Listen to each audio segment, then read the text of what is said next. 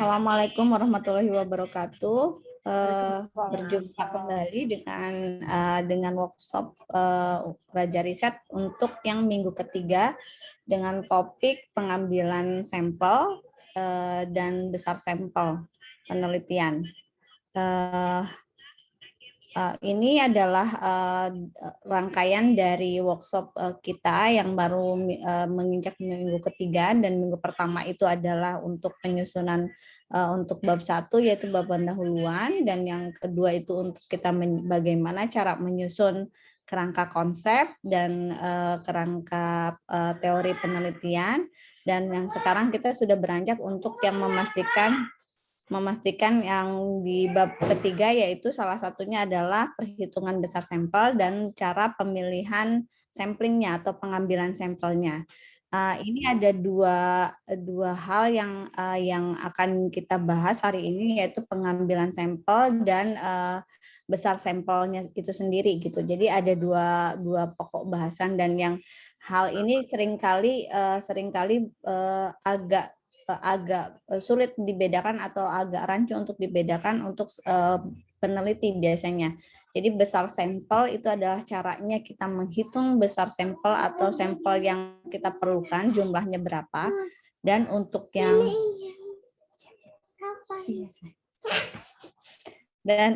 yang pengambilan sampel itu adalah teknik sampel atau teknik kita dalam memilih sampel penelitian kita gitu. Izin share screen. Baik, ini kemarin sudah dibagikan di grup tentang besar sampel. Saya mengambil saja yang dari Dr. Ferdiana karena akan sama saja sih sebenarnya untuk materinya, jadi saya tidak membuat ulang. Jadi untuk perhitungan besar sampel, kenapa sih sebenarnya kita itu butuh mencari sampel penelitian. Jadi dalam penelitian itu terdapat dua hal yang pasti harus kita pertimbangkan. Yang pertama adalah sampel penelitian kita itu mencukupi atau enggak, atau misalnya kita bisa bilang apakah kita mencukupi sampel minimal kita atau tidak. Pertama itu. Dan yang kedua adalah apakah sampel kita itu mewakili populasinya. Jadi kalau misalnya kita melakukan penelitian, tentu saja penelitian kan kita inginnya penelitian itu yang mewakili populasinya, sehingga nanti ketika kita sudah mendapatkan hasil dari penelitian tersebut, hasil penelitian tersebut itu bisa digeneralisasikan. Nah, ini ada kata-kata generalisasi. Generalisasi itu apa? Sebenarnya ini generalisasi itu adalah tujuan dari sebuah penelitian itu biasanya untuk mengeneralisasikan ke populasi. Jika memang penelitiannya sifatnya kuantitatif, biasanya itu kebanyakan memang untuk generalisasi ke populasi. Kita kan kalau meneliti itu, kita inginnya bahwa hasil penelitian ini bermanfaat untuk halayak luas ya, tidak hanya untuk sampel penelitian kita saja. Jadi poin generalisasi inilah yang menjadi dasar kenapa kita harus memenuhi besar sampel minimal. Nah, untuk mengetahui perhitungan besar sampel atau untuk mengetahui rumus sampel yang kita yang benar atau yang sesuai dengan penelitian kita harus cermati dulu tujuan dari penelitian kita. Mungkin peserta di sini sudah tahu kemarin dari webinar yang saya sampaikan dengan Dr. Edin sampaikan kemarin tentang desain penelitian. Desain penelitian itu kan terbagi menjadi dua, yang secara garis besar terbagi menjadi dua. Ada yang memang tujuannya adalah deskriptif, ada yang tujuannya itu adalah analitik, dan itu yang menjadi dasar juga pemilihan perhitungan besar sampel yang akan kita pakai gitu. Nah, jika tujuan penelitiannya adalah penelitian itu tujuannya adalah deskripsi. Dr. Winda, izin ke slide sesudahnya, ada bagannya. Lagi yang berikutnya. Ya. Oke. Itu sebelumnya. Ini ya. Iya. Oke. Jadi untuk yang di sini yang setelah, aduh, saya coba annotate dulu. Oke, ini ya. Jadi kalau misalnya tujuannya itu adalah deskripsi, jadi desain penelitiannya deskripsi, berarti kita mengestimasikan sesuatu, mengestimasi atau memperkirakan sesuatu. Dan itu hanya ada satu sampel. Biasanya di populasi kita ambil sampelnya dan kita mengestimasikan sampel tersebut gitu. Nah, itu adalah tujuan yang pertama. Tapi ada juga yang desain penelitiannya itu analitik. Nah, kalau analitik sudah pasti ada pembanding. Kalau ada pembanding berarti ada dua sampel atau ada dua kelompok yang dibandingkan. Ketika ada dua kelompok yang dibandingkan, berarti tujuan penelitiannya adalah untuk yang uji hipotesis gitu. Nah, untuk estimasi ini sendiri nanti akan ada dibagi dua, sama juga dengan yang uji hipotesis, tergantung variabel dependen dari penelitian kita. Ingat yang menentukan besar sampel, rumus besar sampel dari penelitian kita itu adalah variabel dependennya. Apakah variabel dependennya itu skalanya itu numerik ataukah skalanya itu berupa kategorik. Balik lagi ya ke yang awal. Makanya dari yang webinar itu, yang webinar-webinar yang dilakukan oleh Raja Riset itu sebenarnya saling berkesinambungan. Satu materi ke materi yang lainnya itu saling terkait.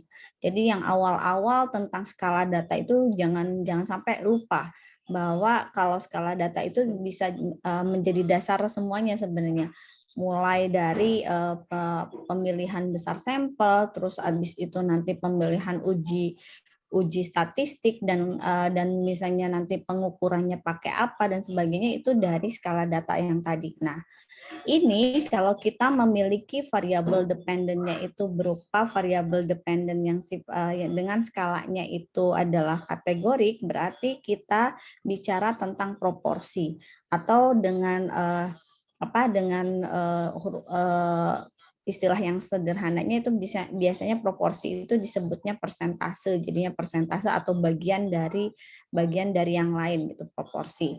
Dan kalau misalnya kita bicara tentang variabel yang sifatnya numerik, itu berarti kita bicara tentang rata atau disebutnya rata-rata.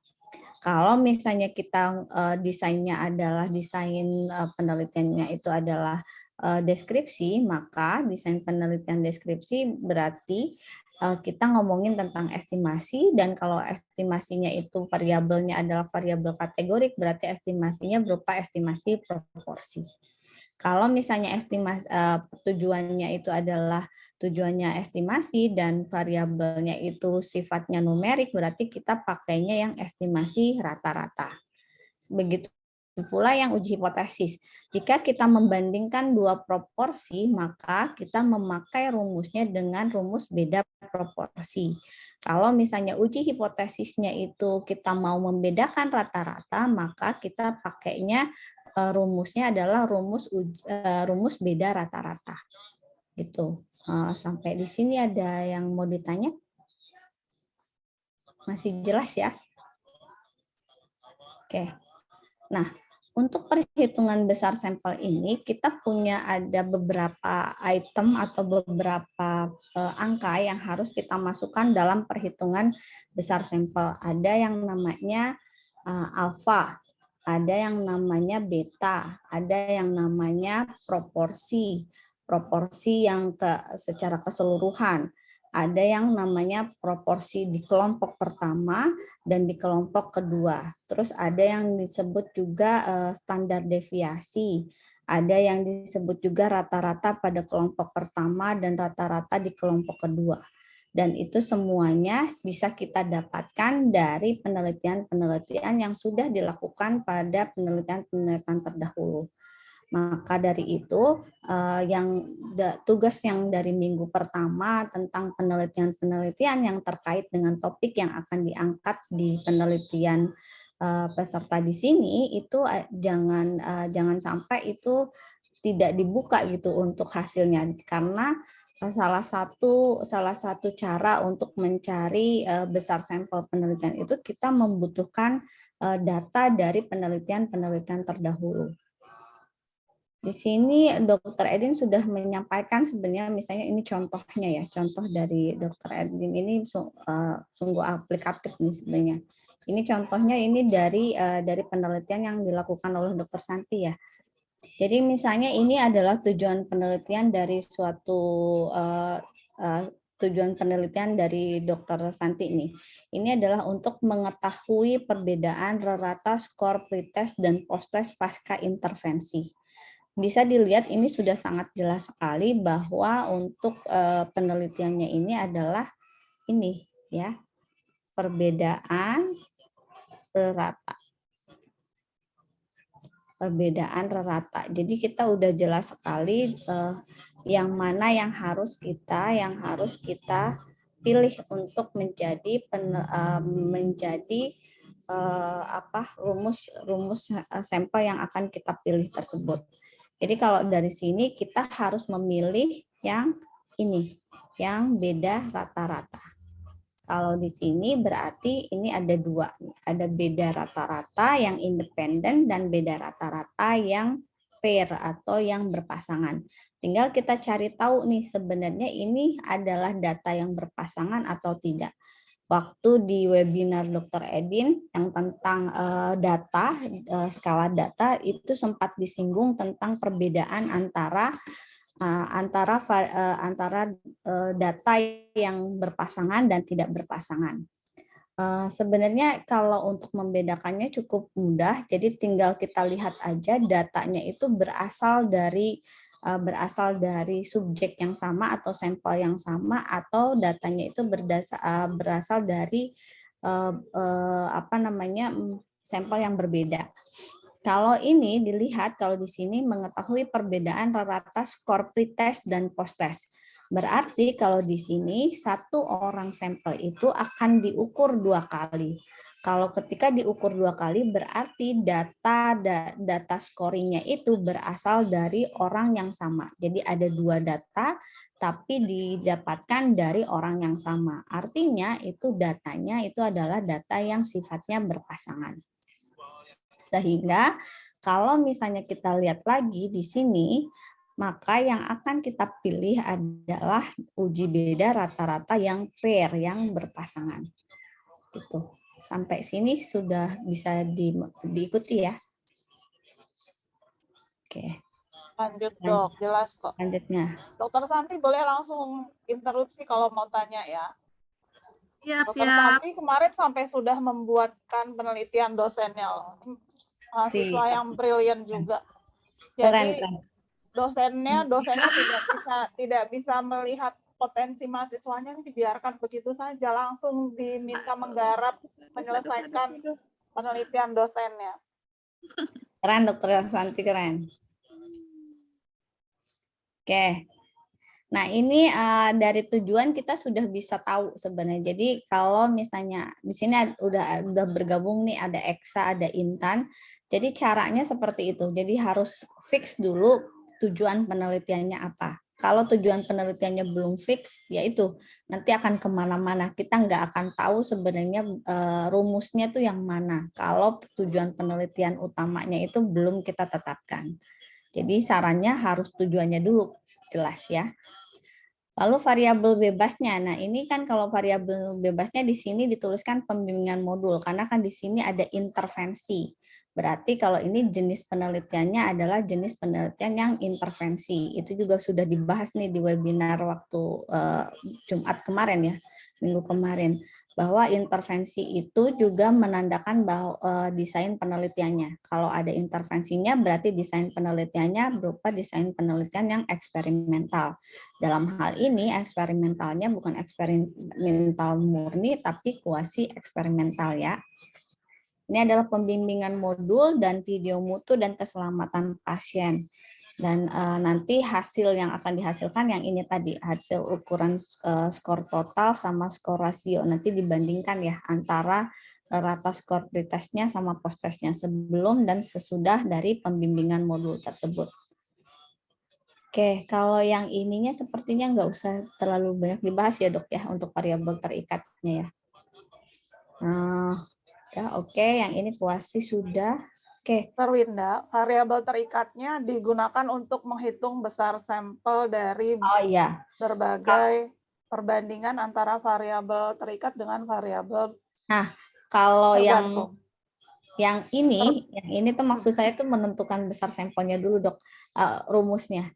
Nanti kalau yang ini dihitungnya untuk perhitungannya, yang perhitungan reratanya yang akan kita hitung, rerata dari masing-masing skor tersebut. Jadi kalau di sini ada item penilaiannya ada beberapa macam ya. Ini ada ketetapan identifikasi pasien, peningkatan komunikasi efektif, peningkatan keamanan obat, kepastian tepat lokasi, pengurangan risiko infeksi terkait sama pengurangan risiko pasien jatuh. Jadi ada 6 item yang akan diukur dalam peningkatan pengetahuan ini. Oke, ini sudah sepertinya ya dokter Edinya. Ini paling yang ini adalah hipotesis statistik, ini adalah uji. Yang ini kita akan membahasnya lebih mengarahnya ke uji hipotesis. Uji hipotesis itu ada yang tipenya yang uji satu pihak atau one tail, ada yang two tail atau uji dua pihak. Di sini disampaikan bahwa untuk uji satu pihak ini biasanya itu untuk H1-nya itu kita mengarahkan ke arah satu saja gitu, tidak ada dua kemungkinan atau dua probabilitas hasil yang terjadi.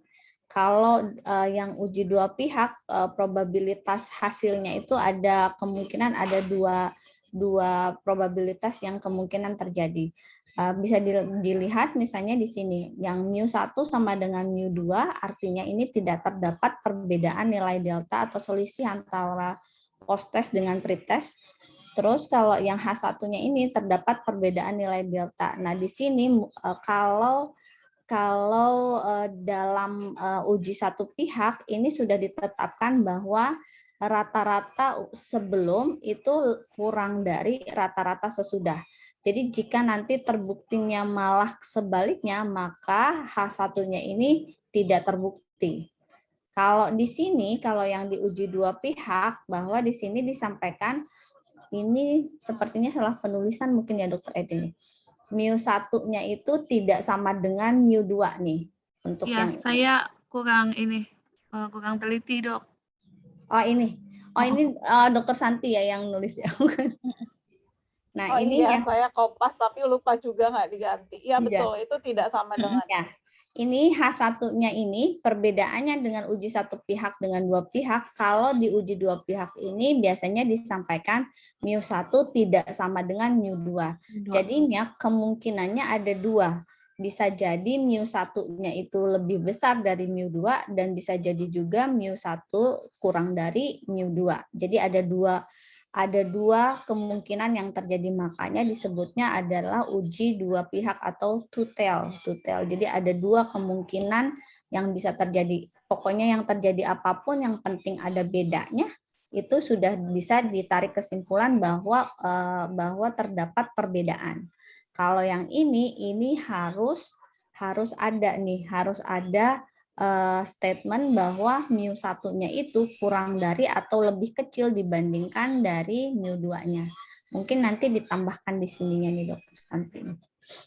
Dr. Winda izin menambahkan, biasanya untuk mahasiswa S3 itu lebih baik one tail atau satu pihak. Kenapa? Karena ini harus dibuat berdasarkan referensi yang ada. Jadi peneliti itu sudah tahu, sudah banyak membaca, sehingga state of the art-nya pun dari hipotesis itu sudah tahu arahnya berdasarkan kajian literatur dari penelitian sebelumnya. Itu lebih baik. Tapi kalau dua pihak pun tidak apa-apa. Nah, ini ada yang ingin saya tanyakan sebenarnya ke Dokter Santi. Kok semuanya ditulis ya, Dok? Satu pihak dan dua pihak di proposal penelitian. Iya, mohon arahan dok, karena saya kurang paham. Iya. Saya tadinya berpikir apa memang gaya di penulisan Di proposalnya seperti UNJ itu. ya? Dokter Santi di UNJ kan ya? Iya, di Iya. UNJ. Biasanya sih pilih salah satu, Dok. Iya. Mau yang mana? Iya, berarti saya nanti akan memilih yang ini aja ya, Dok. Satu pihak aja ya. Ya, tapi harus ada evidence base dari riset sebelumnya. Iya, iya. Ya. Dan ini kan berarti dok kalau misalnya MIU 1 sama MIU 2 itu berarti membandingkan antara misalnya yang sebelum dengan yang MIU 2-nya apa dok? Saya belum tahu nih. MIU 2-nya itu yang pembelajaran dengan video atau kayak gimana dok? Atau pembelajaran, ini kan ada MIU 1, MIU 2, MIU 3. Ada 4 kelompok. Ya. 4 kelompok Iya. itu. Jadi kelompok yang pertama, kelompok yang Ceramah pertama aja. itu yang cuma pembelajaran modul. Ceramah aja, yang Oh, basic. ceramah aja. Ya, yang kontrol. Yang kelompok 2 ceramah ditambah dengan modul, yang kelompok 3 ceramah ditambah dengan video, yang keempat semuanya ceramah, video dan modul. Ini rencananya, nanti ini kalau itu rencana ujinya ya Dokter Edin ya. Tapi Rencana. Dokter Santi nanti coba Biasanya naik sih ke atas berpengaruh ke perhitungan alfa dan betanya. Iya. Ketika Iya. buat Jadi gimana? tail dan two tail nanti nilainya bukan 0,84 dan coba lihat ke contohnya nih Dokter Winda. Ini kan ke bawah ke contoh soal. Nih ini ya. Contoh perhitungan. Nah, iya. Silakan Dokter Ya. Winda. Nah, untuk yang ini dok, yang untuk besar sampel kan berarti Dokter Santi menghitung besar sampelnya adalah besar sampel beda rata-rata yang berpasangan. Nah di sini kan ada Z1 minus alfa per 2 nih dok, di dalam sini. Maaf saya nggak pakai annotate ya. Sebentar. Nah di sini adalah Z1 minus alfa per 2 ya dok. Nah ini alfa per 2-nya ini adalah menandakan masih dua arah dok. Oh ya baik. Kalau misalnya nanti satu arah berarti dokter nanti alfanya itu misalnya alfanya tetap 5% ya dok. Nah alfa 5%-nya kan biasanya kalau 1 minus alfanya 5% itu nilainya itu 1,96. Tapi kalau misalnya alfanya tidak dibagi 2 itu 1,64 ya Dokter Edin, saya agak lupa nih 1,64 atau 1,84 saya kurang tahu, nanti coba saya cari lagi ya dok. Jadi Z-nya ini yang akan berbeda dok kalau misalnya menentukan yang satu arah dan dua arah. Oh iya, gitu. baik. Dan biasanya ini kalau misalnya alfanya ini tidak dibagi 2 biasanya ininya lebih kecil sih dok, lebih kecil untuk besar sampelnya. Itu menentukan itu semuanya. Kalau yang di sini yang dihitung oleh Dokter Edin masih yang dua arah, makanya di sini masih 1,96. Nah, yang kalau yang satu arah itu 1,84 atau 64 gitu, Mbak Edin. Coba dicek deh. Saya lupa. Nah, di situ nanti kalau yang membedakannya hanya di situnya saja Dokter Santi ini. Untuk alfa per 2-nya ini jadinya alfa saja. Jadi Z1 minus alfa. Kalau betanya nggak ada masalah. Kalau yang alfanya ini yang akan berubah. Oh iya, jadi nanti sampelnya lebih kecil biasanya dok, karena kalau tidak salah kurang dari 1,96 sih kalau yang alfa saja. Iya. Nah nanti ininya juga saya agak bingung juga sebenarnya untuk yang hipotesis statistiknya ini. 1,64. Ya, 1,64 ya. Saya mikir tadi itu kayaknya 1,64. Tinggal diganti itu aja ya. Nanti ini tinggal diganti di sini 1,64. Karena memang penelitian S1 masih banyak. Ya memang penelitian S1 pakai one cell atau two cell atau 2 sampel. Dan ini saya kalau misalnya ini bisa kan sebenarnya ini untuk hipotesisnya bisa satu kali jalan ya Dokter Edin ya. MIU 1 sama dengan MIU 2. Kalau H0-nya berarti MIU 1 sama dengan MIU 2, MIU 3, Harusnya MIU 4. hipotesisnya langsung yang terakhir. Iya. Jadi H0, H1. Jadi yang paling bawah ini H1. Hipotesis itu tergantung universitas, H0-nya ditulis atau tidak. Tapi pada umumnya yang ditulis H1 saja. Jadi langsung yang paling bawah ini, Dokter Santi. Yang mana, Dok? Yang H1, MIU 1 kurang dari MIU 2, kurang dari MIU 3, kurang dari MIU 4. Jadi biasanya langsung ini ya? Iya. Terdapat perbedaan nilai delta gitu ya, Dok? Iya, Oh ya, langsung yang baik-baik. paling bawah. Oh iya ya, baik-baik. Jadi yang H1 yang paling bawah saja. Dan biasanya Dok kalau di proposal itu tidak disebutkan simbolnya sih Dok. Setahu saya ya. Simbol mu1, mu2, mu3-nya. Kalau untuk yang di awal ya Dok, yang di awal hipotesis itu nggak disebutkan. Itu cuma dituliskan terdapat perbedaan atau minimal satu perbedaan apa gitu. Perbedaan. Ini Dokter Winda bisa jadi tergantung gaya selingkungan di Nah, iya UNJ. betul. Saya nggak Jadi tahu lihat nanti di disesuaikan. panduan disertasinya dulu Dok, nanti bolehlah Ya.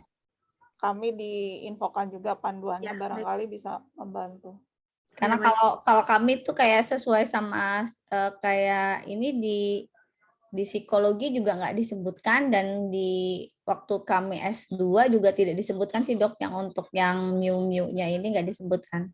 Oh, Jadi ya, ada baik. dua penulisan, terkadang dalam deskripsi bahasa ini hipotesis matematis yang ini hipotesis matematis, tapi kebanyakan sebagian besar dalam hipotesis verbal, apa ya menyebutnya kita? Penulisannya dalam verbal, tidak dalam hipotesis matematis. Oh iya. Pada Ya, umumnya. biasanya narasi, kalau kami sih Narasi. biasanya narasi di Ya. narasinya saja kan. Kalau ini hipotesisnya berarti hipotesis statistik ya Dok. Matematis Padahal kan atau kita ya. kita yang kalau menuliskan di proposal itu adalah hipotesis penelitian, itu bukan Iya. hipotesis statistik gitu. Itu Dok mau tanya juga kan, setelah bab 2 itu kan ada hipotesis juga.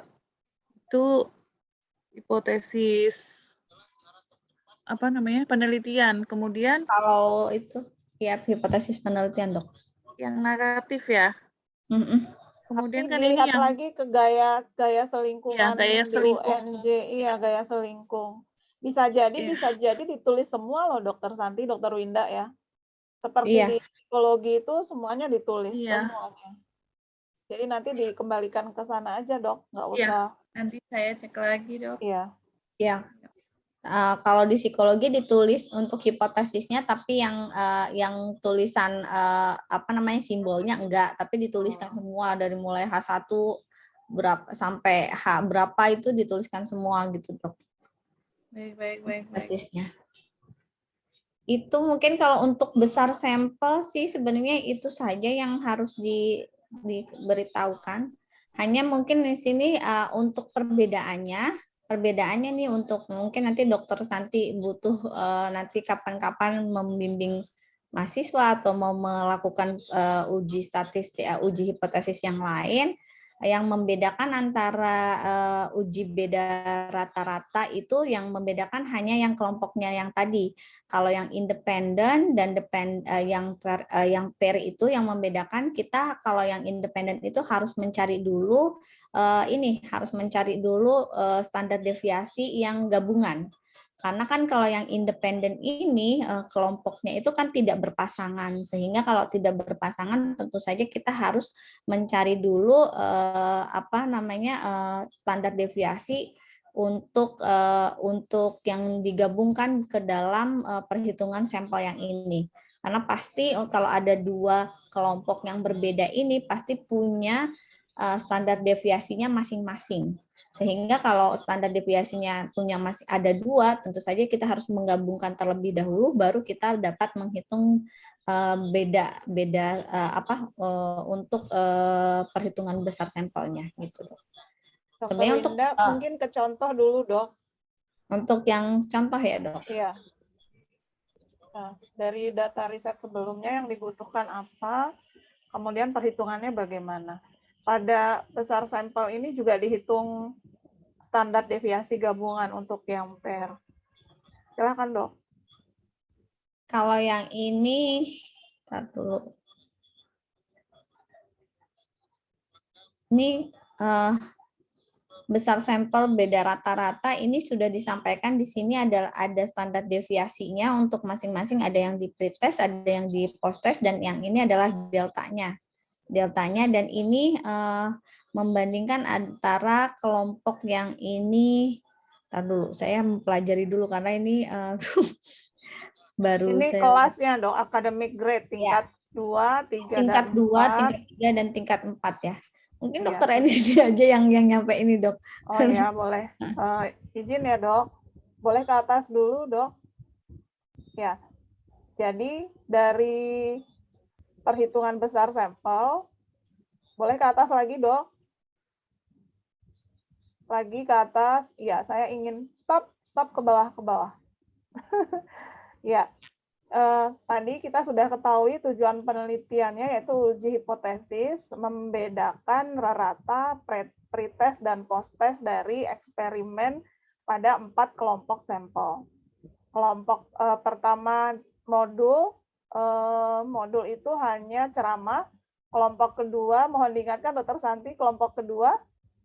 Yang kedua adalah ceramah dan modul. Ceramah dan modul. Kelompok ketiga, ceramah dan video. Ceramah dan video. Kelompok keempat, ceramah, modul, dan video. Baik. Ya. Jadi ada 4 kelompok. Nah, ini kita karena skala datanya tadi rasio, yang dihitung adalah skor dari knowledge-nya, pengetahuan dari mahasiswa kedokteran dan keperawatan yang sedang menjalani pendidikan profesi dokter dan perawat di salah satu rumah sakit, itu diberikan 4 perlakuan tadi, kemudian ditentukan skor knowledge-nya. Knowledge, attitude, and practice-nya ya, atau skill, KAS atau KAP. Nah, di sana akhirnya kita dapat menentukan skala ukurnya adalah rasio, karena yang dilihat adalah skor. Ketika skala datanya rasio berdistribusi normal, maaf ini belum ke uji hipotesis ya, skala datanya rasio, yang ingin dilihat adalah beda rata-rata dari 2 kelompok pretest dan posttest, maka yang kita pilih adalah beda rata-rata. Nah, yang akan kita gunakan alat untuk menghitungnya yaitu ada rata-rata dari hasil studi sebelumnya, ada standar deviasi, nilai alfa, dan nilai beta. Ukuran yang ingin dilihat adalah beda rata-rata. Di sini saya belum tuliskan ya, ini beda rata-rata. Interval kepercayaannya karena alfanya kita pilih 5%, berarti confidence intervalnya adalah 100% dikurang 5%, jadi kita pilih yang 95%. Karena alfanya 5, berarti confidence intervalnya 100 dikurang 5. Ini kita pilih yang 95%. Kemudian betanya 20, kesalahan tipe 2. Kalau alfa kesalahan tipe 1. Semakin kecil tingkat kesalahan, tentu jumlah sampelnya akan semakin besar. Ketika betanya 20%, berarti 1 minus beta, kemungkinan untuk tidak membuat kesalahan tipe beta, kita pilih 100 dikurang 20, berarti 80%. Nah, nanti Z-nya itu yang tadi, ketika Z alfa, Z1 minus alfa per 2, karena uji hipotesisnya adalah 2 arah, atau two-way atau two-tail, tadi 1,96. Nah, di sini bedanya ketika Dr. Santi atau rekan-rekan sobat Raja Riset ingin membuat satu arah, berarti tadi 1,645 ya. 1,645. Begitu, kalau ini tidak berpengaruh, nilainya akan sama. Tidak dipengaruhi oleh satu arah atau 2 arah untuk uji beta. Error tipe 2 beta. Demikian. Ke bawah, Dok. Ke bawah lagi, kita masuk ke contoh dari ini.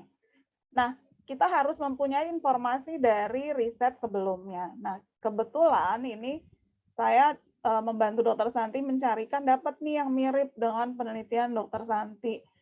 Sama-sama menilai knowledge, attitude, and skill dalam ini waktu itu apa ya dok jurnalnya, dalam patient safety juga ya kalau ya, nggak salah patient safety tapi pada keperawatan dok. Oh ya, patient safety pada keperawatan. Dr. Santi ini melihat keduanya, semua calon tenaga kesehatan di rumah sakit, nggak semua juga sih dok ya, belum semua, baru perawat dan dokter yang berperan penting di sana. Nah, di sini kita hitung semua, idealnya memang harus kita hitung semua, attitude kita hitung, skills kita hitung, knowledge kita hitung.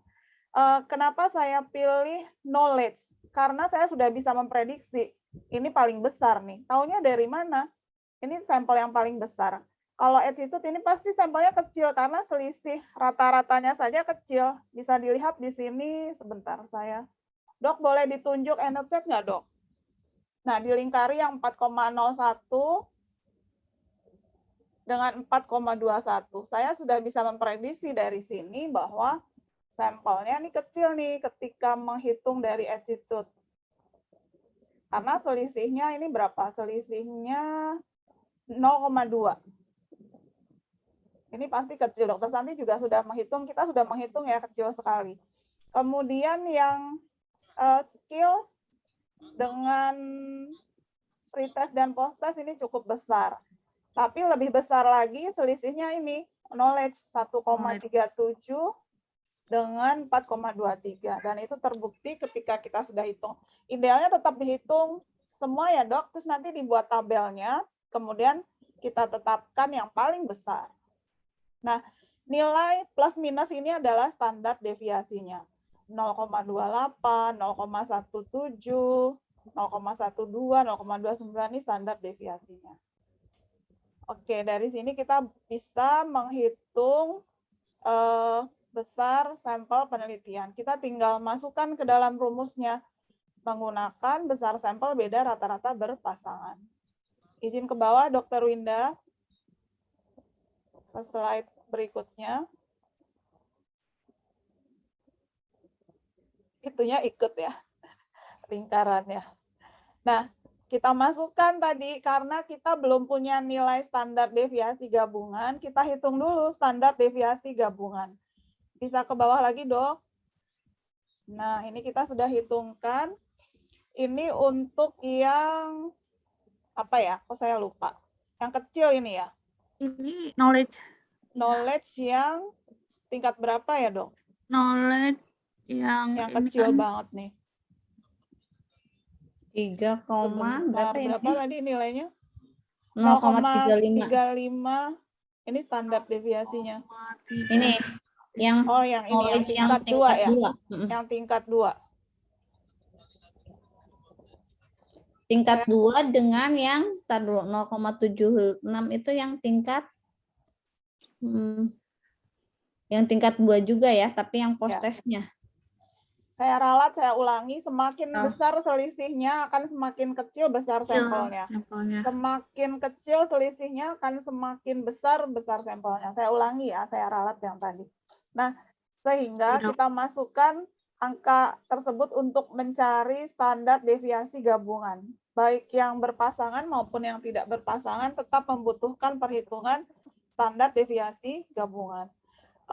Besar sampelnya tadi 30 untuk yang kelompok 1, kelompok 2 juga 30. Jadi kita masukkan di sini N1 30, N2 30. Nah, standar deviasi kelompok 1 0,35, standar deviasi kelompok 2 0,76. Masing-masing dikuadratkan, dikalikan selisih sampelnya dengan 1, ya 30 dikurang 1 jadi 29, ini dikalikan, kemudian ditambah, dibagi 29 ditambah 29. Hasilnya 0,35. Nah, ini adalah standar deviasi gabungan, tau kuadrat.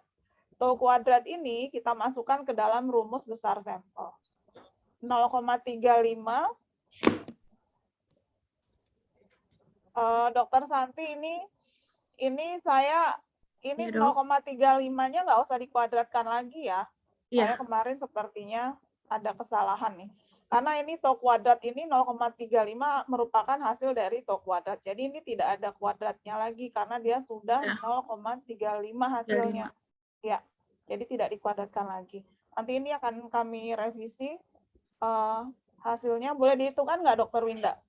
0,35, yang ini 1,9 itu apa? 96 itu apa? Yaitu Z1 minus alfa per 2. Nilai Z-score dari alfa 5%. Ini 1 minus alfa itu adalah confidence interval.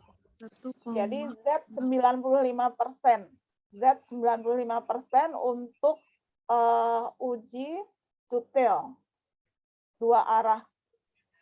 Untuk uji hipotesis dua arah. Didapatkan, tidak perlu menghitungnya pakai tabel, tidak rumit sebenarnya. Kita cukup tahu saja. Kalau alfanya 5%, berarti 1 minus alfanya 95%. Z 95% per 2 itu berapa? Gitu. Itu ketetapannya di tabel 1,96. Kita sudah langsung gunakan saja.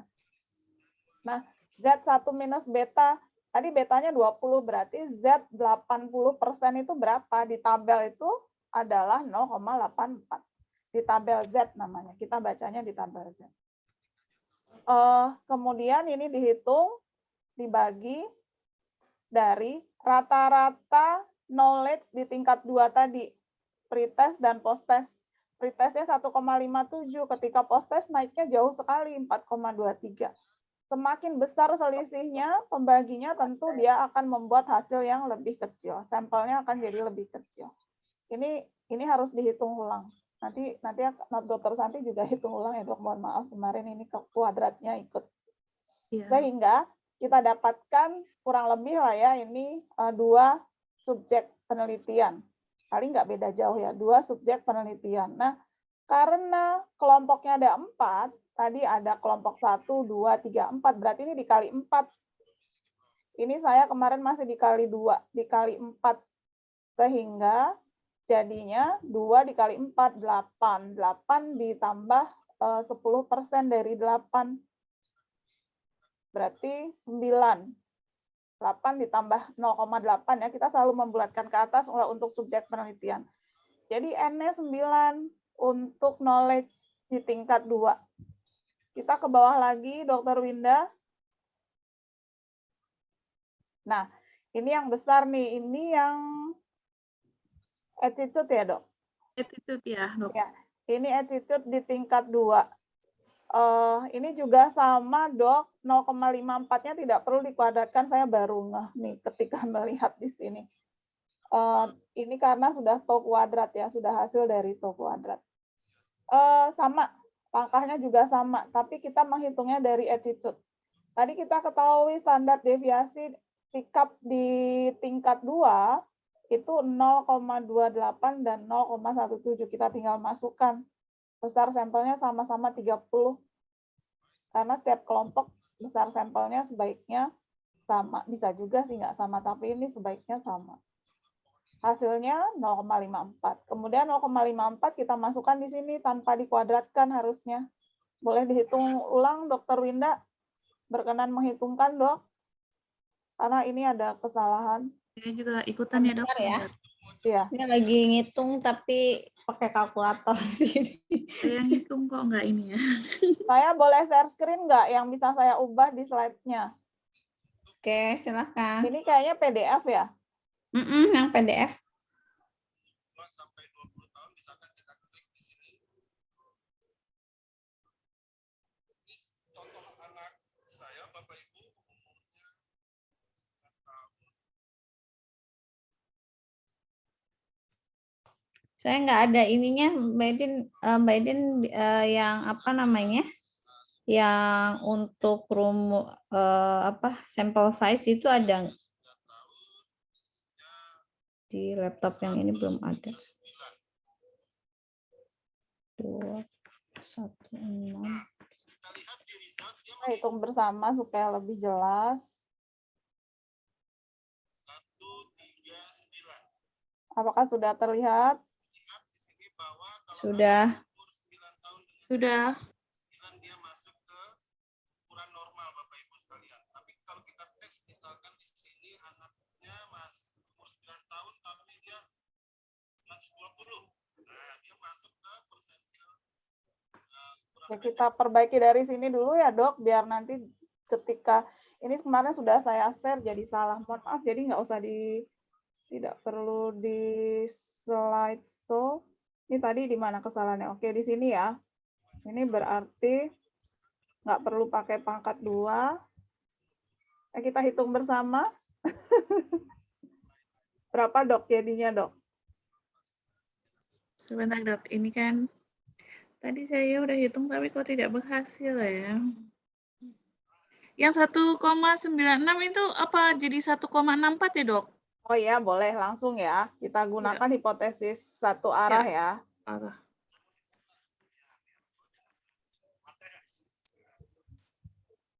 Tentang apa ya Prof ya? Yang saya gelar tadi metodologi.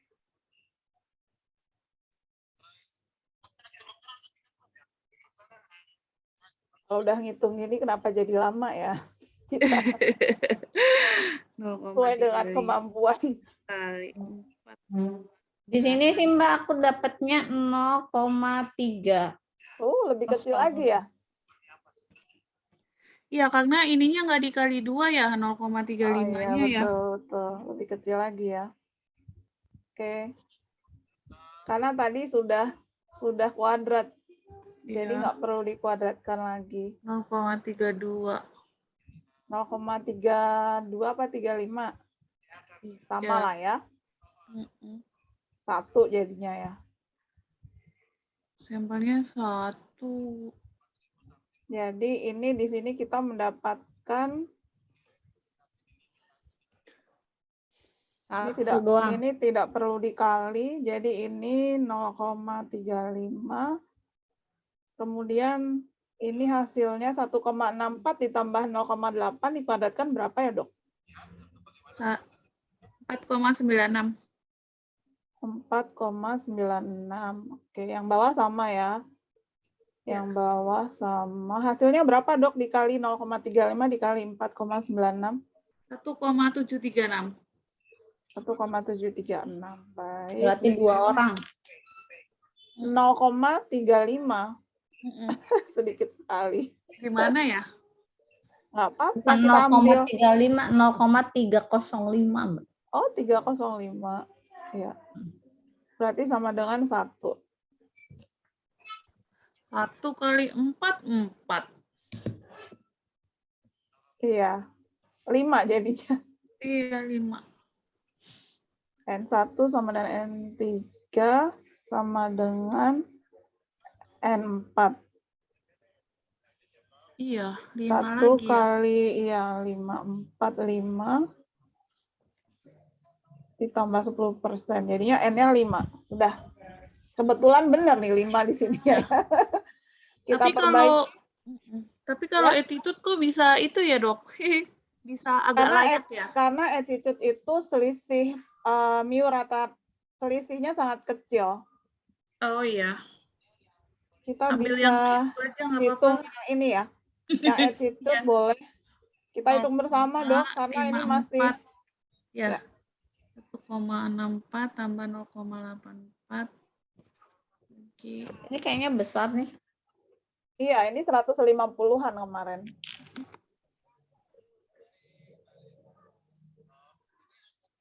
Ini besar banget biasanya. Berarti nanti 75 dokter, 75 mahasiswa profesi dokter, 75 mahasiswa profesi nurse gitu ya? Ya, terus dibagi dengan randomize. Randomize hitung kancing. Enggak, Ding. 1,645 dikurangi 0,8. Randomize bisa pakai Excel, Dokter Santi, nanti saya inikan. Ya, Dok. Terima kasih, Dok. 805. Ayo, siapa duluan nih yang math-nya bagus dulu? Saya sih Ini mau nggak pakai math ini Mbak. Orang pakai kalkulator.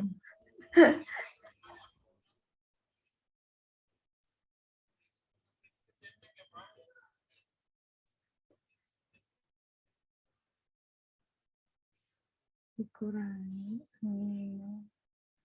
Tadi itu berapa ya? 1,6 salah. 1,6.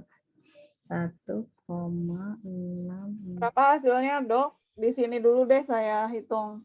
0,54, 1,64 ditambah 0,84 dikuadratkan sama dengan sebelumnya kali ya. 4,96 ya.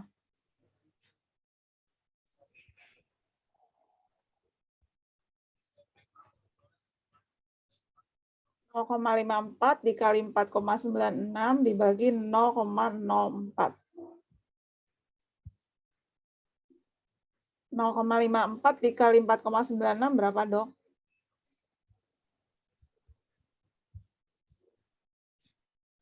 Dr. Rina sudah dapat belum? Belum.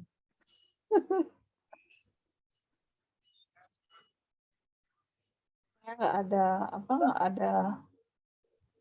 Yang bawahnya berapa, Mbak? Ini 4,01 dikurangi 4,21 itu 21. 0,2 ya? 0,2. 0,2 0,2 dikuadratkan. dikuadratkan 0,04.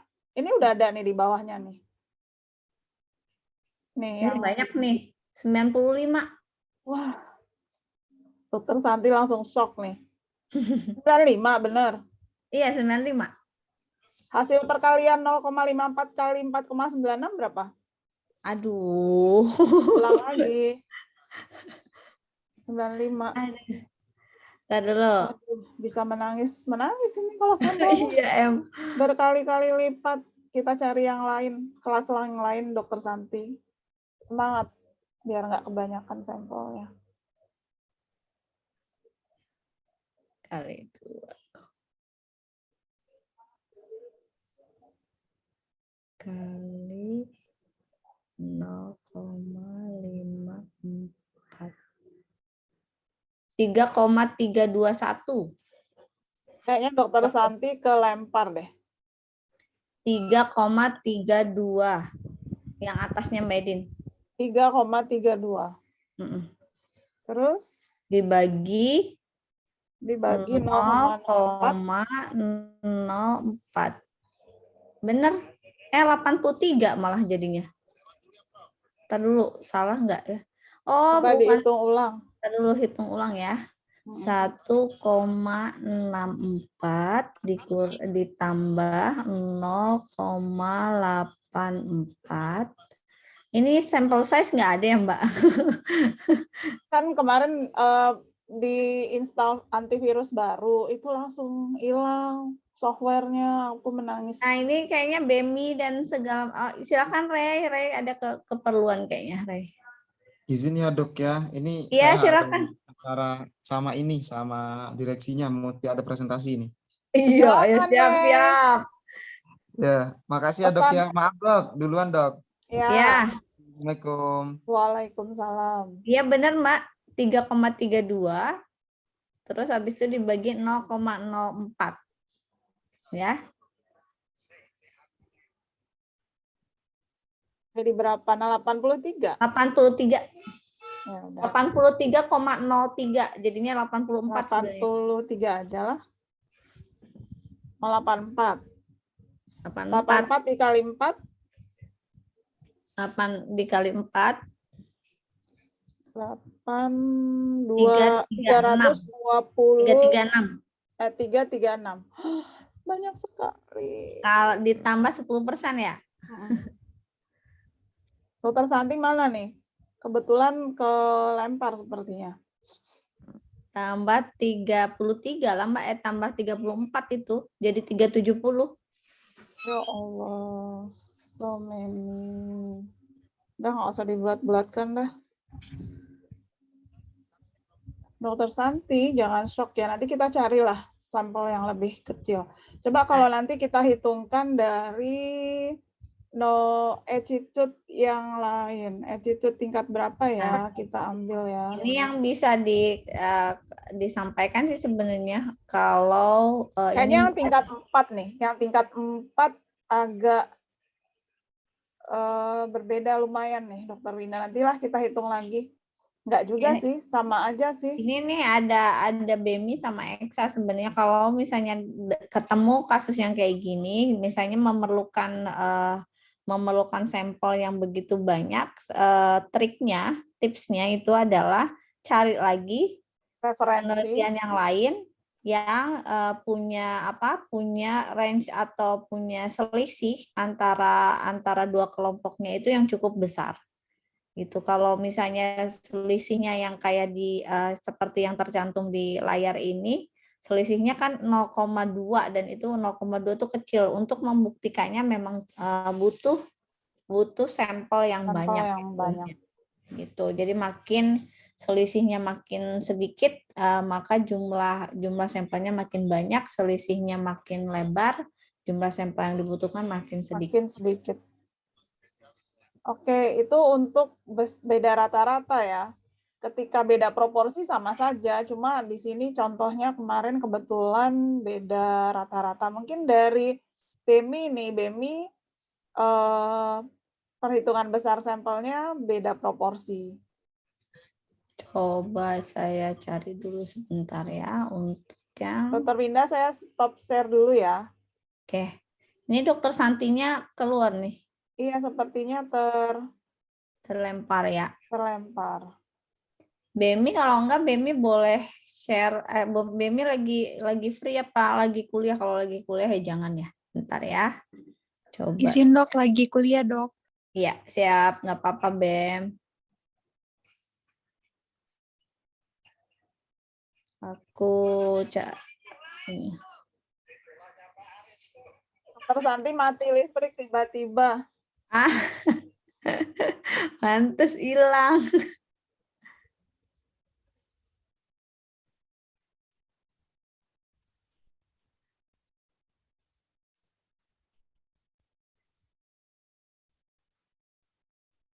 Nah, untuk yang uji beda proporsi ini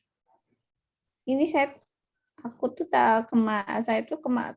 tadi malam tuh udah buat untuk Raja Riset, cuman kok Hilang ya? Jangan-jangan iya, belum filenya hilang.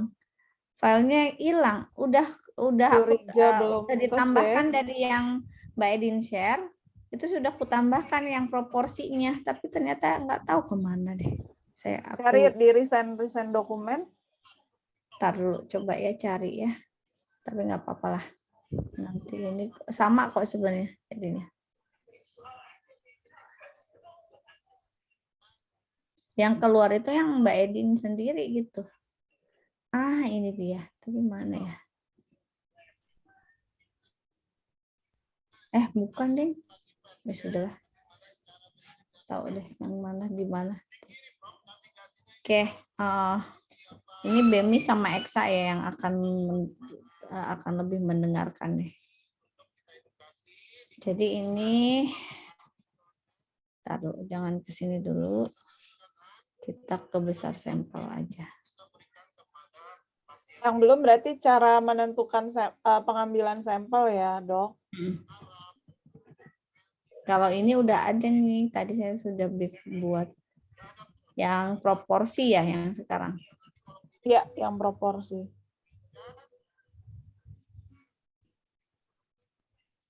Oke. Untuk besar sampel uji hipotesis beda proporsi yang kita butuhkan adalah penelitian terdahulu yang mencantumkan proporsi antara dua kelompok. Disebutnya nanti ada istilahnya adalah P1 dan P2. P1 adalah proporsi yang memiliki faktor risiko dan ada outcome-nya, outcome yang kita inginkan. Kalau yang P2 itu adalah kelompok yang tidak memiliki faktor risiko tapi memiliki outcome yang kita inginkan. Itu definisi dari P1 P2-nya. Nah, untuk perhitungannya untuk P1 dan P2 itu, nah ini yang tergantung dari desain penelitiannya. Pada desain penelitian eksperimental, kohort, dan cross-seksional, perhitungan P1 dan P2-nya itu sama, yaitu P1 dan P2-nya itu sesuai dengan yang ada di layar ini. Jadi sesuai dengan warna yang ada di layar, jadi kebaris. Jadi yang tadi saya sebutkan P1 itu adalah kelompok yang memiliki faktor risiko dan ada outcome yang kita inginkan. Kalau P2 itu adalah yang tidak memiliki faktor risiko dan ada outcome yang kita inginkan. Jadi P1 itu adalah A ini yang ada outcome-nya dibagi keseluruhan yang memiliki faktor risiko. Yang P2-nya adalah yang tidak memiliki faktor risiko, tapi dia memiliki keluaran atau dia kalau istilahnya kalau dalam penyakit dia menderita penyakit tertentu, dibagi keseluruhan orang yang tidak memiliki faktor risiko. Jadi kalau di sini A sama dengan P1 adalah A per A ditambah B. Kalau yang P2-nya adalah C dibagi dengan C ditambah D. Oh ini Dokter Santi masuk. Tuh. Nah, itu harus diingat ya. Untuk yang penentuan P1, P2 ini kita harus lihat terlebih dahulu desain penelitian kita. Desain penelitian kita itu yang menentukan perhitungan P1 dan P2-nya.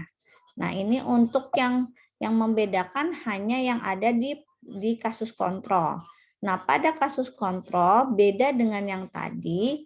Kalau yang tadi itu ke baris, pada kasus kontrol itu ke kolom, ke bawah sini. Nah, ini adalah yang penentuan P1 dan P2-nya.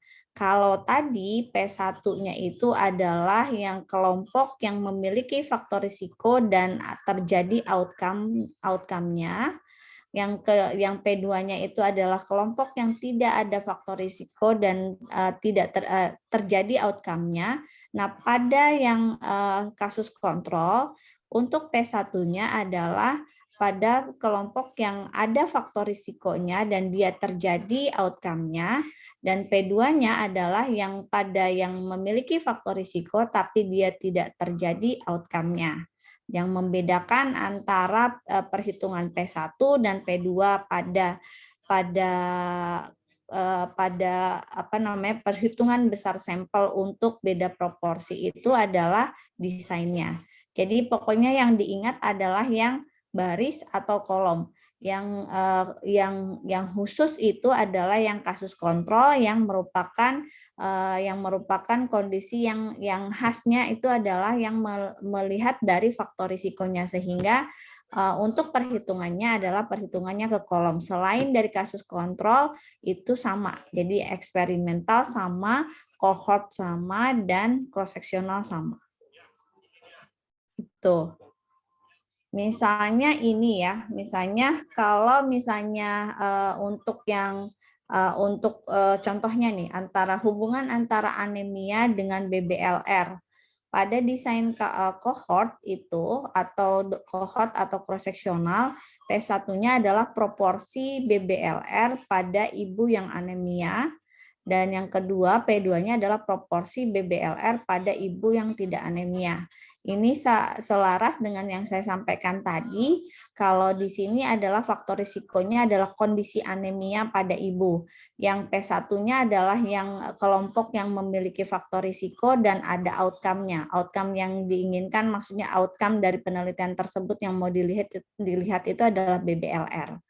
Dan yang P2-nya adalah yang tidak ada resikonya, yaitu yang ibu tidak anemia. Nah, dibedakan dengan kalau misalnya desain pada penelitian di atas ini kita mau pakai yang kasus kontrol. Nah, kalau pada yang kasus kontrol ini jadinya proporsi ibu anemia yang melahirkan bayi BBLR. Yang keduanya adalah proporsi ibu anemia yang melahirkan bayi tidak BBLR. Sehingga yang membedakannya adalah yang ini sama-sama faktor risikonya, outcome-nya yang berbeda. Kalau yang di sini itu faktor risikonya berbeda, outcome-nya yang sama gitu. Itu aja yang membedakan perhitungan antara P1 dan P2 pada perhitungan uji beda proporsi ya, jadinya untuk perhitungan besar sampel pada uji beda proporsi. Oke, itu. Nah, di sini yang untuk perhitungan besar sampelnya yang dibutuhkan sama seperti tadi perhitungan uji beda rata-rata, yang dibutuhkan adalah alfa dan beta. Alfanya juga sama, ditentukan juga sesuai hipotesis dari penelitiannya, apakah hipotesisnya satu arah atau dua arah. Ketika misalnya hipotesisnya satu arah, maka kalau misalnya alfanya ditentukannya adalah 5%, maka Z alfanya adalah 1,96. Kalau kekuatan uji memang biasanya rata-rata yang dipakai ini adalah betanya 80%, sehingga kalau Z beta mau hipotesisnya satu arah atau dua arah itu tidak masalah. Jadinya Z beta biasanya kalau misalnya kita ambil 80%, ya Z betanya adalah 0,84 gitu. Nah, di perhitungan itu juga di perhitungan besar sampel ada yang namanya P hat. Sebenarnya ini tidak ada atasnya ya, P ada topinya di atasnya. Jadi P-nya ada begininya ya, maaf. Saya gambar dulu biar kebayang. Jadi P-nya itu ada gininya, atasnya.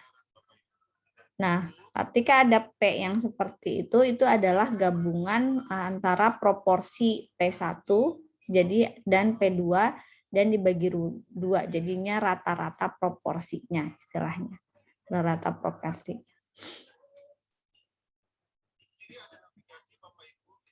Misalnya kalau di sini contohnya yang tadi kita mau pakai desain penelitiannya adalah desain kohort. Tujuannya adalah mengetahui beda proporsinya antara ibu yang anemia dan ibu yang tidak anemia dengan kejadian BBLR. Apakah ada perbedaan proporsi anak yang BBLR ini antara ibu yang anemia dengan yang tidak anemia. Misalnya didapatkan bahwa proporsi BBLR pada ibu yang anemia itu atau P1-nya itu adalah 30%. Proporsi BBLR pada ibu non-anemia itu adalah yang 10%. Sehingga nanti didapatkan P-nya ini adalah tinggal dibagi saja. Ditambahkan saja lalu dibagi 2. Jadi ini 30% ini nanti kita jadikan desimal yaitu 0,3. Ditambahkan dengan P2-nya yaitu 10%, jadi 0,1 kita desimalkan dibagi 2 sehingga hasilnya untuk P-nya, P rata-ratanya adalah 0,2.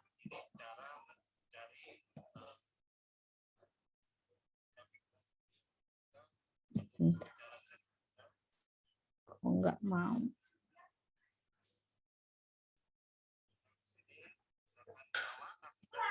Oke.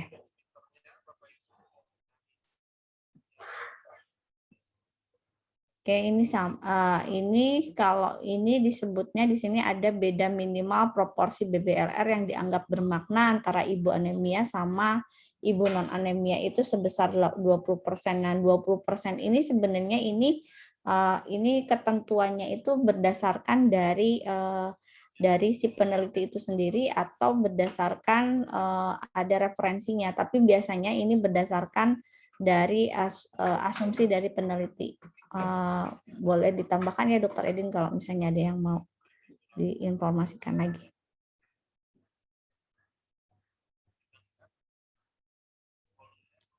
Nah, untuk yang kasus kontrol tadi, kalau yang untuk kasus kontrol perbedaannya hanya di perhitungan P1 dan P2-nya. Kalau ini contohnya, kalau ini P1-nya adalah proporsi anemia pada bayi, proporsi ibu anemia yang melahirkan bayi BBLR dan proporsi ibu anemia yang melahirkan bayi yang non BBLR. Ini di sini disampaikan P1-nya adalah 80% dan P2-nya adalah 60%. Nanti perhitungan sampelnya akan jauh berbeda. Ini kontrasnya kok nggak dapet. Nah, ini adalah perhitungannya. Kalau misalnya pakai kasus kontrol, dapatnya seperti ini. Jadi 82. Jadi dari hasil perhitungan tadi, Z alfa per 2-nya ini adalah di sini 1,96 dikalikan 2 dikalikan dengan 0,7. 0,7-nya didapat dari mana? Yang tadi P1 ditambahkan dengan P2 dibagi 2. Jadinya dapatnya 0,1. Yang di dalam kurung ini adalah 1 minus dari P yang rata-ratanya, yaitu 0,7. Lalu nanti diakarkan. Ditambahkan yang ini adalah beta, Z beta, yaitu 0,84, karena kita ngambil yang 80%, ditambahkan dengan 0,8, yaitu P1. dikalikan dengan 1 dikurangi P1 yang 0,8. Ditambahkan dengan yang P2 yaitu 0,6 dikalikan dengan 1 minus dari P2. Setelah itu dibagi dengan 0,8 dikurangi dengan 0,6. Nah, ini tuh yang tadi yang selisih antara P1 dengan yang P2-nya tadi. Nah, dari total dari perhitungan itu didapatkan hasilnya adalah 82 per kelompok. Jadinya harus diingat bahwa perhitungan untuk uji beda rata-rata ini kita membandingkan 2 kelompok, sehingga hasil perhitungan dari sini itu nanti harus dikalikan dengan kelompok yang akan kita amati, yaitu di sini dalam artian di sini adalah ada 2 kelompok, yaitu N1 dan N2. Sehingga nanti total keseluruhan sampel yang kita butuhkan adalah 82 dikalikan dengan 2. 82 dikalikan dengan 2 yaitu 164 bayi yang harus kita lakukan atau menjadi sampel penelitian kita. Dan dirunut nanti apakah ibunya itu menderita anemia atau tidak.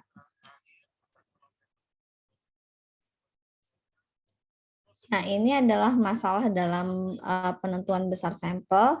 Jika hipotesisnya memang tidak fokus, misalnya faktor-faktor yang mempengaruhi pada kejadian BBLR, maka mana sih sebenarnya yang ini yang suka selalu ditanyakan oleh mahasiswa.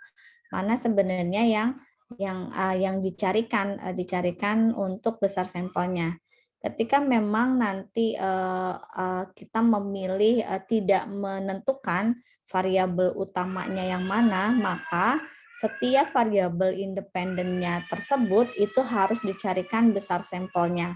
Nanti setelah besar sampelnya itu semuanya dicari atau dihitung, kita lalu nanti menentukan mana besar sampel minimal yang kita butuhkan. Nah, untuk pemilihan besar sampelnya yang mana itu kita pilih adalah besar sampel yang terbesar, sehingga itu bisa melingkupi atau bisa mewadahi seluruh sampel minimal pada penelitian tersebut gitu. Jadi kalau misalnya ada empat variabel independen, lalu variabel satunya itu butuh sampel 80, variabel 2-nya itu ternyata butuh sampel 60, variabel ketiganya butuh sampel 5, variabel keempatnya misalnya butuh sampelnya ada 40, maka yang kita pilih adalah yang terbesar, yaitu yang 80 itu. Sehingga kita memenuhi seluruh kecukupan sampel kecukupan sampel minimal untuk setiap variabelnya tersebut. Kalau minimalnya itu kita tidak memilih yang terbesar, maka variabel yang memiliki, misalnya kita pilih karena kita nggak mau banyak-banyak, kita pilih yang 40 misalnya. Maka yang variabel yang 1 dan 2 yang sampel minimalnya itu adalah 80 dan 60 ini ketika itu ada hasilnya, ada hasil penelitiannya, itu bisa saja itu bias. Biasnya dari mana? Karena sebenarnya dari segi metriknya itu dia tidak mencukupi atau tidak memenuhi kriteria sampel minimalnya. Dia tidak terpenuhi sampel minimalnya untuk membuktikan kaitannya atau membuktikan hubungannya dengan variabel independennya gitu. Nah, solusinya kalau misalnya memang nggak mau seperti itu, ya kita harus memilih sebenarnya faktor utamanya yang mana yang mau kita teliti. Nah, ini konsekuensinya juga ada nanti. Konsekuensinya adalah nanti ke pemilihan uji statistiknya. Nah, uji statistiknya itu nanti akan harus dipilih biasanya kalau misalnya ada beberapa variabel, berarti kita memilih uji statistiknya itu adalah yang multivariat, dan multivariatnya kalau dikaitkan dengan proporsi berarti multivariatnya yang logistik, dan di logistik itu nanti ada beberapa tipe model pengujian, dan yang kalau misalnya dipilih solusi yang pertama, maka model uji statistiknya adalah nanti bukan model prediksi tapi model faktor risiko. Nanti minggu depan akan disampaikan oleh Dr. Edin untuk pemilihan uji statistiknya. Gitu. Jadi solusinya ada dua ya. Kalau misalnya nggak mau yang kedua, jadi yang pertama. Tapi memang konsekuensi yang lainnya ada gitu, konsekuensi untuk ujinya.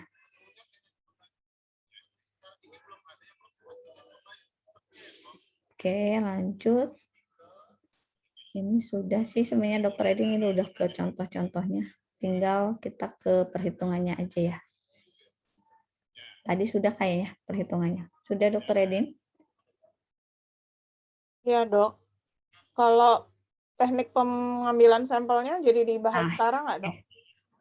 Masih ada waktu setengah jam ya, kita bahas aja sekarang ya Dokter Edin. Biar kita sambil recording.